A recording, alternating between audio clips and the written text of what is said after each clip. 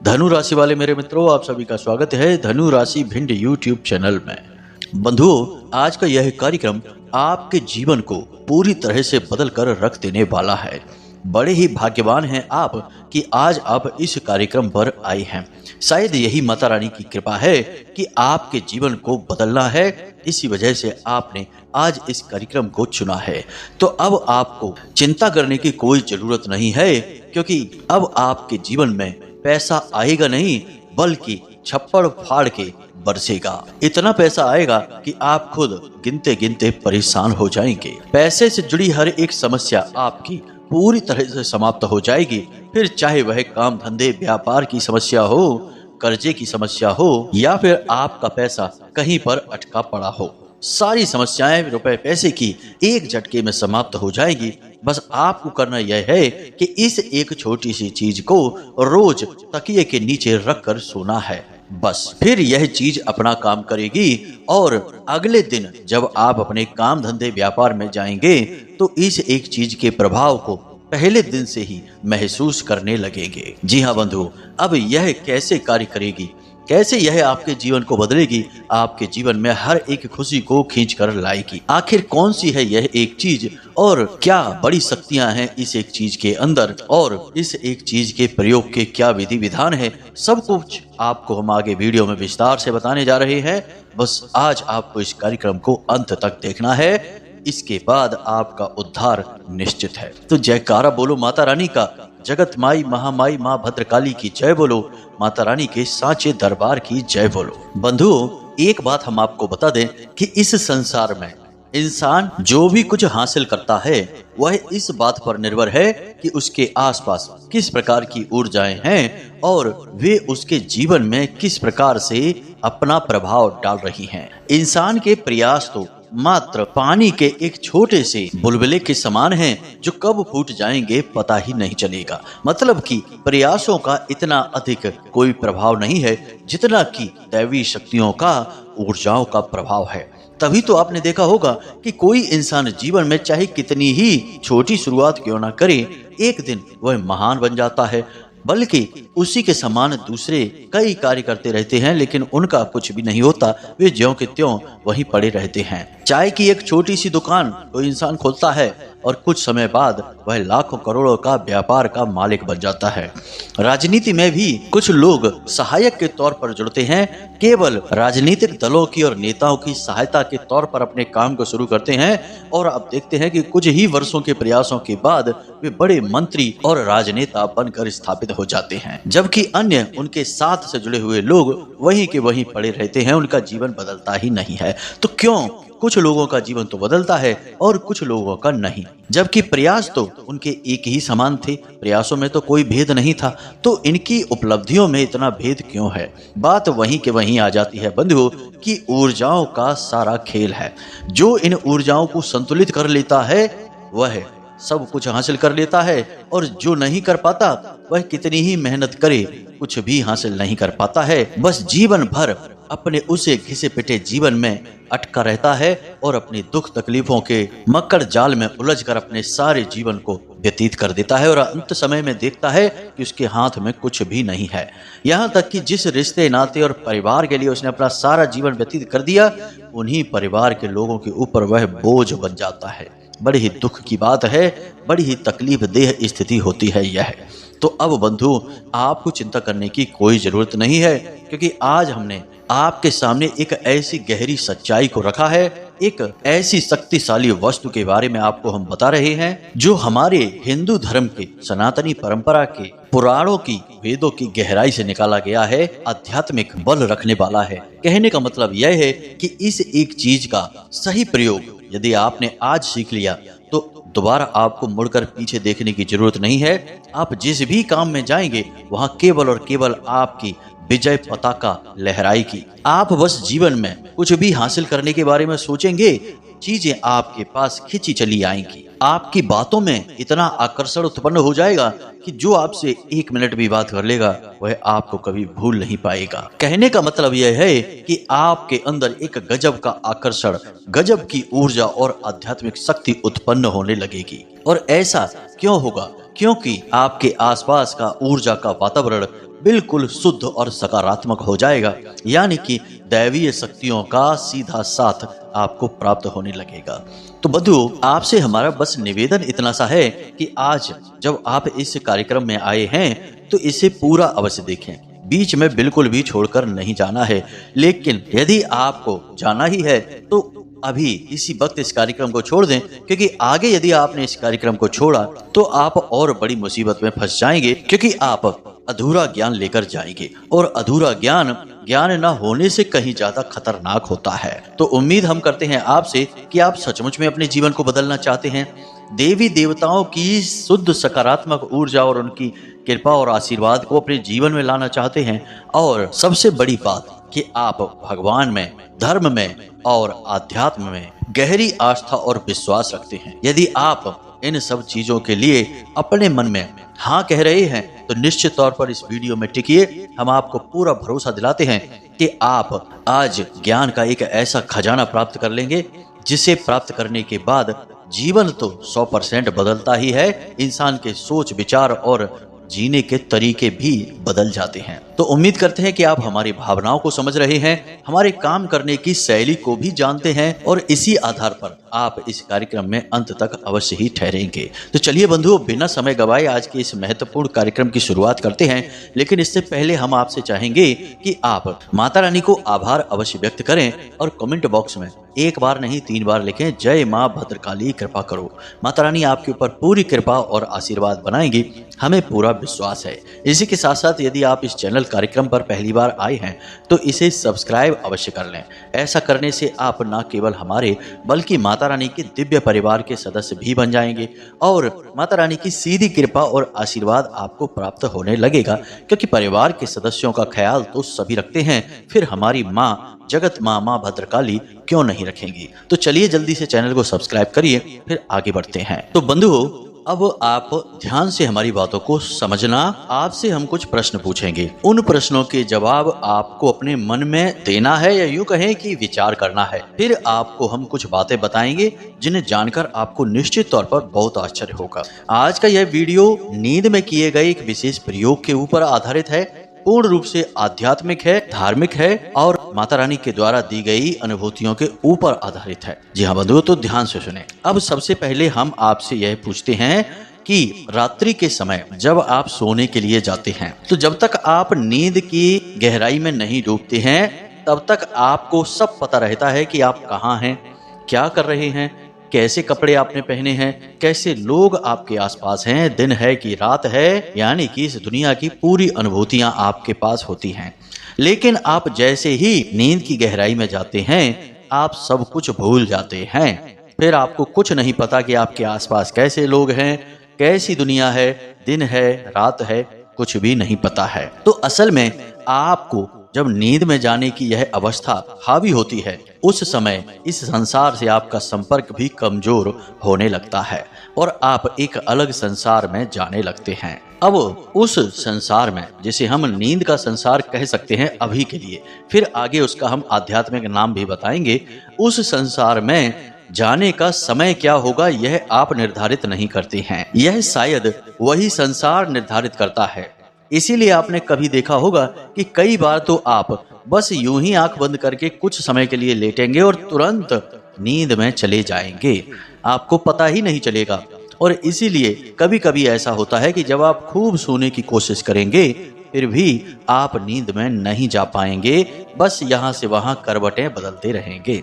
अब आपके मन में कोई बेचैनी भी नहीं है, कोई विचार भी नहीं है, तब भी आपको नींद नहीं आ रही है, मतलब कि आपको उस नींद की दुनिया में, नींद के संसार में प्रवेश नहीं मिल पा रहा है, इस वजह से आपको नींद नहीं आ रही है। तो अब इन सब बातों से यह बात स्पष्ट होती है कि आपको नींद कब आएगी यह असल में आपका निर्णय नहीं है, यह निर्णय किसी और का है। आप तो बस लेट जाते हैं, आंखें बंद करते हैं और नींद के आने का इंतजार करते हैं।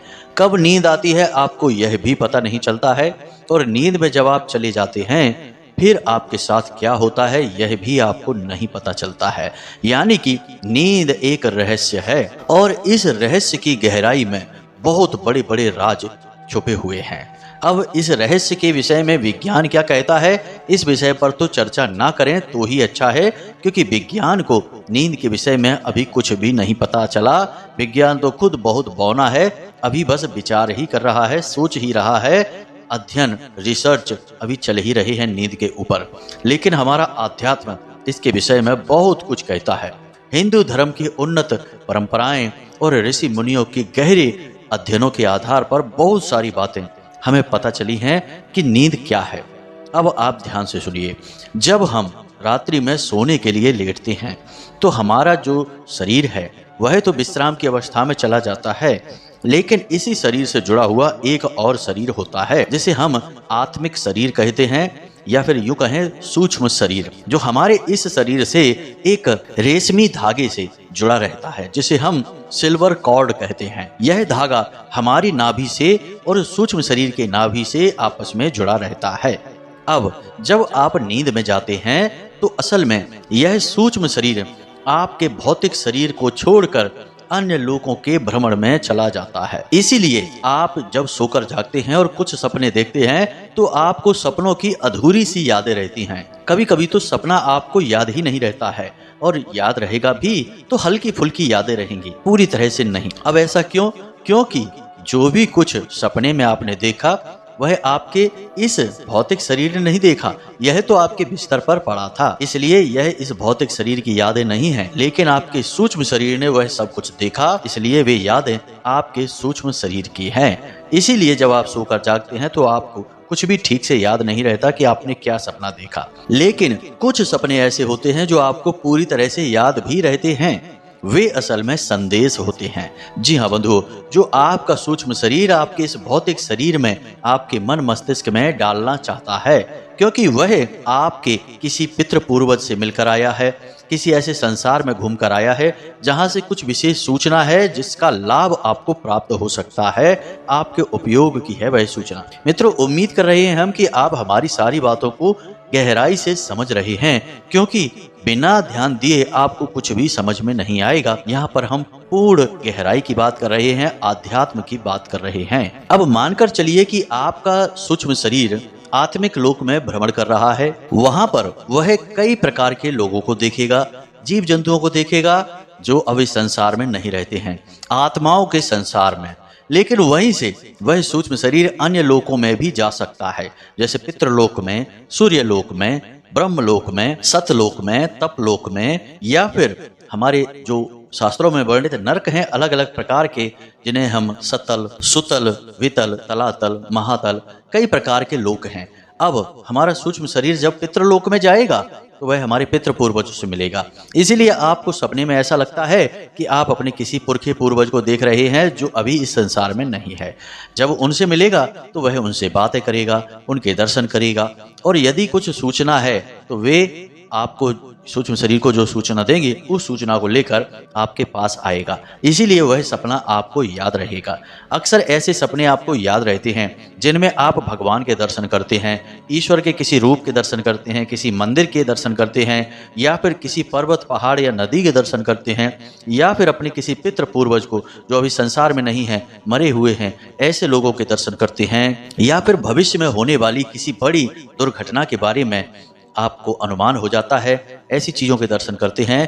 तब आपको ये सपने सोकर जगने के बाद पूरी तरह से याद होते हैं, क्योंकि ये सपने असल में संकेत होते हैं जो आपका सूक्ष्म शरीर आपको देना चाहता है। यानी कहने का मतलब यह है कि यहाँ तक आपने यह समझा कि आप जब नींद में जाते हैं तो असल में आपका यह भौतिक शरीर तो सो जाता है, लेकिन आपका सूक्ष्म शरीर एक यात्रा पर निकल जाता है, और यह यात्रा अलग अलग लोकों की है। कभी वह किसी लोक में जाएगा, कभी किसी लोक में जाएगा। तभी आप किसी किसी सपने में बड़ी विचित्र चीजों को देखते हैं, विचित्र स्थानों को देखते हैं, या फिर जीव जंतुओं को देखते हैं, और आप अंदाजा लगाते हैं जागने के बाद कि आखिर आपने सपने में देखा क्या। चीजों के बारे में आप ठीक से अनुमान भी नहीं लगा पाते हैं, क्योंकि वे अलग अलग लोगों के दृश्य होते हैं। तो अब यहाँ तक आपको यह समझ में आ गया है कि सूक्ष्म शरीर किस प्रकार आपके सोने के समय पर यात्रा पर निकलता है। अब यहाँ पर आपके काम की एक बात और निकल कर आती है कि आपका सूक्ष्म शरीर आपको भविष्य में होने वाली बहुत सारी सूचनाओं की जानकारी दे सकता है, अलग अलग लोगों की यात्राएं कर सकता है, कई प्रकार की दिव्य ऊर्जाओं की, यहाँ तक कि देवी देवताओं की और भगवान के संपर्क में भी आसानी से आ सकता है। तो अब मूल बात यहाँ पर यह निकल कर आती है कि आप देवी देवताओं की विशेष कृपा और आशीर्वाद को इस प्रक्रिया से गुजरकर आसानी से हासिल कर सकते हैं। अब यह क्रिया क्या है, इसे आप ध्यान से समझिए।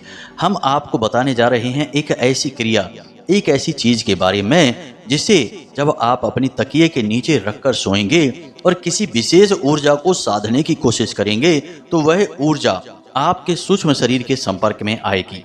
यानी जब आप सोएंगे तो आपका सूक्ष्म शरीर जब यात्रा पर निकलेगा तो उस विशेष ऊर्जा तक वह पहुंचेगा, और जब उस विशेष ऊर्जा के संपर्क में वह आएगा तो वह आपके निवेदन को उस ऊर्जा तक पहुंचा देगा, यानी भगवान तक पहुंचा देगा, और फिर भगवान सीधे आपके संपर्क में आकर आपकी मदद करेंगे, आपके आसपास की नकारात्मकताओं को दूर करके आपके जीवन को सुंदर बना देंगे। यही है दिव्य लोकों में भ्रमण करने का रहस्य, देवताओं की शुद्ध सकारात्मक ऊर्जा को अपने जीवन में लाने का रहस्य। इसीलिए आपने देखा होगा कि ऋषि मुनि बड़े बड़े ध्यानी आंख बंद करके बस बैठे रहते हैं, समाधि की मुद्रा में चले जाते हैं। समाधि को भी नींद या मृत्यु की अवस्था ही कहा गया है।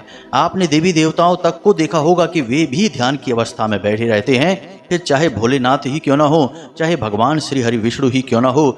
जैसे कि इस समय भगवान श्री हरि विष्णु योग निद्रा में ही लीन हैं, और ब्रह्मा जी तो हैं ही तपस्वी, वे तो ध्यान में बैठे ही रहते हैं।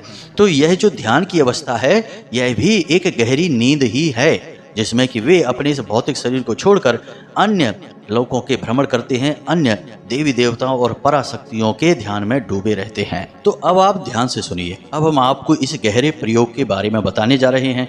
इस गहरे प्रयोग को करने से पहले कुछ जरूरी बातें हैं, इन्हें आपको ध्यान से समझना होगा। सबसे पहली चीज कि आपको अपनी रात्रि को जब आप सोने जाते हैं उसे पूरी तरह से व्यवस्थित करना होगा। जी हाँ बंधुओं, सबसे पहला काम यह है कि आपको सूर्यास्त से पहले ही भोजन कर लेना होगा, और रात्रि में आपको 10 बजे के आसपास ही सोने जाना होगा।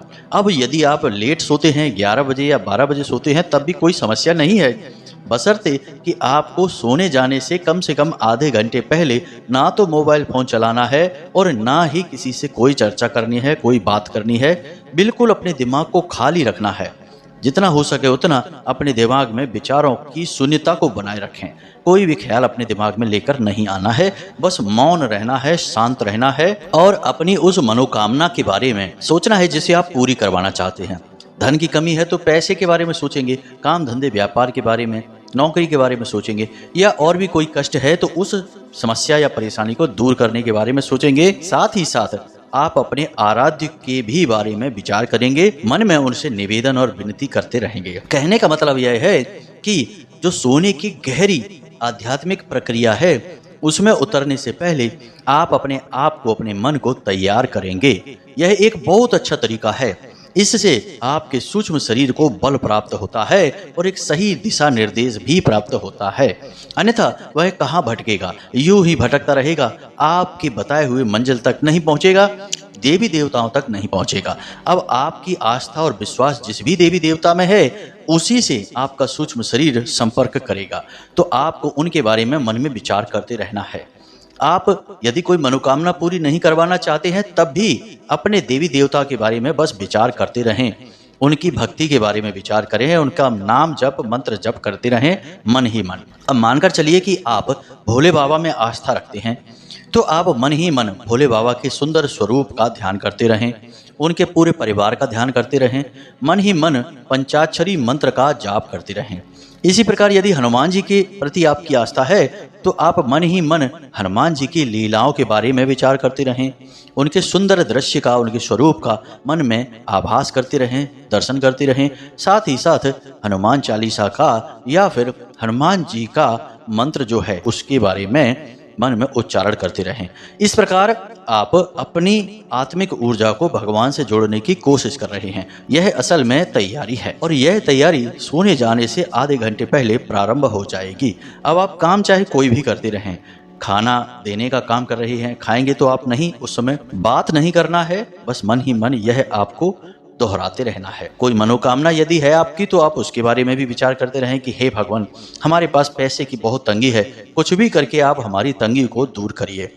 या फिर कर्जा है तो हे प्रभु, हमारे ऊपर बहुत कर्जा है, कुछ भी करके हमें इस कर्जे से मुक्ति दिलाइए। इस प्रकार आप विचार करते रहेंगे।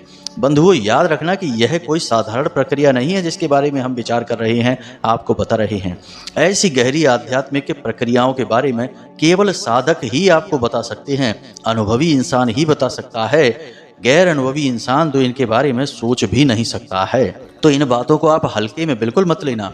कुछ ही दिनों के प्रयोग के बाद आपका जीवन 100% बदल जाएगा। हम आपको लिख कर दे सकते हैं इस बात को। अब आप इस प्रक्रिया की शुरुआत कर चुके हैं। आपने हल्का भोजन लिया है, सोने जाने के आधे घंटे पहले आपने मोबाइल फ़ोन को दूर रख दिया है, किसी से कोई बात नहीं कर रहे हैं, मन ही मन आप ख्याल कर रहे हैं, विचार कर रहे हैं। अब आपको करना क्या है, कौन सी चीज़ है जो अपने तकिए के नीचे रखनी है, जरा इन बातों को ध्यान से समझिए। तो आपको यह क्रिया कैसे करनी है समझिए। आप सोने जाने से पहले स्नान करेंगे, उसके बाद आप अपने पूजा घर में जाएंगे। पूजा घर में आपको एक भोजपत्र, अनार की कलम और अष्टगंध की स्याही लेनी है और भोजपत्र पर आपको 3 बार इस मंत्र को लिखना है, ओम त्रीम नमः, ओम त्रीम नमः। हम इस मंत्र के बारे में आपको पहले भी बता चुके हैं। अलग अलग इसके कई प्रकार के प्रयोग हैं, लेकिन इस मंत्र की शक्ति बहुत ही प्रचंड है। यह त्रिशक्ति को समर्पित है और हमारी संपूर्ण सृष्टि त्रिशक्ति से ही बनी हुई है। जैसे हम ब्रह्मा विष्णु महेश यानी कि सृजन, पालन और संहार की शक्ति कहते हैं, तो इस त्रिशक्ति का आह्वान आप कर रहे हैं। देवी देवता आपके जो भी हैं, आपके मन में हैं, उनके बारे में अलग बात है, लेकिन संपूर्ण देवी देवताओं का संबंध कहीं ना कहीं इन्हीं त्रिशक्तियों से ही होता है। तो अब आपने क्या करना है कि इस कागज पर यानी भोजपत्र पर आपको यह मंत्र 3 बार लिख लेना है। उसके बाद इस कागज को आपको भगवान भोलेनाथ या फिर भगवान श्री हरि विष्णु के चरणों में रख देना है। उसके बाद आपको गाय के घी का एक दीपक जलाना है और उस दीपक के पास बैठकर ही मन इस मंत्र का उच्चारण करते रहना है, ओम त्रीम नमः। इस मंत्र का आपको उच्चारण करते रहना है। कोई विशेष संख्या की सीमा नहीं है, कितनी भी बार आप उच्चारण कर सकते हैं। जब तक आपका दीपक जल रहा है तब तक आप उच्चारण करें। कम से कम 5-10 मिनट तो वहां बैठे ही। उसके बाद जब आपका दीपक शांत हो जाए तो उसके बाद आपको वह कागज भगवान के चरणों से उठाना है और मन ही मन भगवान से निवेदन करना है कि हे प्रभु, हमारी मनोकामना आप पूरी करिए। हम आपसे निवेदन करते हैं और हम आपकी शरण में हैं, आपकी मदद चाहते हैं। सपने के माध्यम से आप हमें संकेत दीजिए कि आप अब हमारी मनोकामना को पूरी करने वाले हैं। यह आपका मन में चल रहा विचार होगा, आपको बोलने की कोई जरूरत नहीं है, किसी से कुछ बताने की जरूरत नहीं है। यह बहुत ही गुप्त और व्यक्तिगत प्रयोग है। और याद रखना कि आप कुछ बोलें या ना बोलें, भगवान सब सुनते हैं, वे अंतर्यामी हैं, आपकी आत्मा को जानते हैं। तो अब आपको यह कागज उठाना है और इसे धीरे से अपने तकिए के नीचे रख लेना है। अब आपको सीधे होकर लेटना है और अपनी छाती पर दोनों हाथ रखने हैं और उसके बाद इसी मंत्र का फिर से उच्चारण करना है।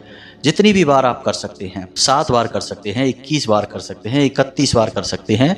मन ही मन इसका उच्चारण करें और हर उच्चारण के बाद आप भगवान से निवेदन करें कि हे भगवान, हमें आप सपने में दर्शन देकर हमारी मदद करें और अपने साथ होने का हमें एहसास कराएं। इस प्रकार आप निवेदन करेंगे। यदि आपको मंत्रोच्चारण करते करते ही नींद आ जाती है तो कोई समस्या नहीं, बहुत ही अच्छी बात है। नहीं आती है, आप थक जाएं उच्चारण करते करते, तो आप आंखें बंद करके लेटे रहें, आपको नींद आ जाएगी। जब आपको थोड़ी देर बाद नींद आ जाएगी तो आपका जो सूक्ष्म शरीर है वह सीधे उसी लोक में जाएगा जिस देवी देवता के लिए आपने प्रार्थना की थी। याद रखना कि सीमाएं हमारे इस भौतिक शरीर के लिए हैं, आत्मिक शरीर के लिए, ऊर्जा शरीर के लिए कोई सीमा नहीं है, वह कहीं भी जा सकता है। एक और दूसरी बात कि कुछ लोगों के मन में यह आ सकता है कि भाई, हमारा आत्मिक शरीर भगवान से कैसे मिल सकता है, हम तो छोटे से जीव हैं और भगवान परम ऊर्जा है। तो उनके लिए हम बता दें कि जितनी भी छोटे बड़े पाप पुण्य ऊंच नीच के भाव हैं, वे केवल इस भौतिक शरीर में ही हैं। इस भौतिक शरीर से जुड़ी हुई ऊर्जाओं का कोई भाव नहीं है, वे बिल्कुल एक जैसी ऊर्जाएं हैं। आप इसे ऐसे समझ सकते हैं कि एक छोटा सा 9 वाट का बल्ब जलेगा तो उसमें जो बिजली होगी, या फिर एक 100 वाट का बल्ब जलेगा उसमें जो बिजली होगी, क्या वह अलग अलग है? नहीं। उसमें निकलने वाला प्रकाश अलग अलग है? नहीं। प्रकाश भी एक जैसा है, बिजली भी एक जैसी है, बस उनकी तीव्रता कम या ज्यादा हो सकती है आकार की वजह से, लेकिन उनके अंदर जो तत्व है वह तो एक ही है। इसी प्रकार भगवान की जो ऊर्जा है और आपके अंदर जो आपकी आत्मा है, आपकी ऊर्जा है, वह भी तो एक ही है, अलग अलग कहाँ है। इसलिए आपका सूक्ष्म शरीर सीधे भगवान से जुड़ सकता है, सीधे दर्शन कर सकता है, सीधे बात कर सकता है। अब चाहे वो भगवान हनुमान जी हो, भोलेनाथ हो, भगवान श्री हरि विष्णु हो या माँ दुर्गा हो, कोई भी हो सकते हैं, कोई फर्क नहीं पड़ता है। अब आपको इस प्रयोग को कम से कम 7 दिन तक करना है। 7 दिन के अंदर अंदर आपके जो देवी देवता आराध्य हैं, जिनमें आपकी आस्था है, वे आपको 100% दर्शन देंगे, हर हालत में देंगे, सपने के माध्यम से। कुछ लोगों के बारे में तो यह भी देखा गया है कि देवी देवता सपने में उनसे बात करते हैं। वेश बदल कर आएंगे लेकिन तब भी वे उसे पहचान जाएंगे और बात करेंगे। कभी कभी ऐसा होता है कि देवी देवताओं के आंशिक दर्शन होते हैं। जैसे हमारे एक भक्त ने हमें बताया था कि उसने भोले बाबा के दर्शन पीछे से किए थे, यानी कि भोले बाबा की पीठ उसकी तरफ थी, लेकिन वह अच्छी तरह से समझ गया कि ये भोले बाबा ही हैं। एक साधक ने बताया कि उसने हनुमान जी के दर्शन किए, लेकिन हनुमान जी ध्यान की अवस्था में बैठे हुए थे आंखें बंद करके। तो यह भी तो दर्शन ही है। और जब देवता ने चुन लिया कि आपको दर्शन देंगे, तो मतलब कि आपके काम भी बनेंगे। बंधु, ये बहुत गहरी बातें हैं, समझने में समय लगता है। जो समझ जाता है उसका जीवन बदल जाता है। तो उम्मीद करते हैं कि आपको सारी बातें समझ में आ गई होंगी। हाँ, अब यहाँ पर यह भी है कि वह भोजपत्र का क्या करना है। सुबह जागते ही स्नान आदि करने के बाद उस भोजपत्र को पुनः पूजा की अलमारी में आप वहीं देवताओं के चरणों में समर्पित कर दें, चाहे भोले बाबा के, चाहे नारायण श्री हरि विष्णु के चरणों में, और रात्रि के समय इस क्रिया को फिर से दोहराएं। यदि आप उस दीपक को नियमित जलाएं, नियमित मंत्रोच्चारण करें और इस चीज को तकिए के नीचे रख के सोएं, तो 100% देवी देवताओं से आपका साक्षात्कार होगा। हम आपको पूरा भरोसा दिलाते हैं। तो अब आप इस प्रयोग को करिए, इसके नतीजे, इसके परिणाम हमें बताइए। हम भी उत्सुक रहेंगे कि आपके साथ क्या हो रहा है। इसी के साथ साथ आज के इस वीडियो को विराम देते हैं। हमेशा हंसते रहिए, मुस्कुराते रहिए, सकारात्मक रहिए और दिन में एक बार मंदिर अवश्य जाइए, क्योंकि आपका उद्धार वहीं से होना है। मिलते हैं अगले ज्ञानवर्धक वीडियो में, तब तक के लिए धन्यवाद। प्रेम से बोलिए जय माई की, जय माँ भद्रकाली। माता रानी आपका कल्याण करेंगी। धन्यवाद।